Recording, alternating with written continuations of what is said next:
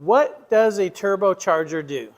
Welcome to Mercie J Auto Care, where compassion and craftsmanship come together. I'm Rick Smith, Master Certified Technician. Well, what a turbocharger actually does is it increases an engine's volumetric efficiency.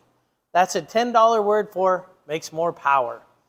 So imagine you have a 6-cylinder engine and it's 3 liters, so every cylinder is a half a liter. Well, the piston comes down and it sucks in a mixture of air and fuel. Now, its volumetric efficiency is if it's a half a liter, how much of it can it actually pull? Most engines are not more than about 90% efficient to pull that in. So a turbocharger pushes air and fuel into the cylinder. And by doing that, if it's a half a liter, maybe it can get 0.6, 0.7 liters in there.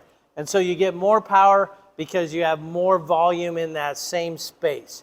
That's volumetric efficiency, and that's what a turbocharger increases. Thanks for watching, and until next time, blessings to you and safe travels.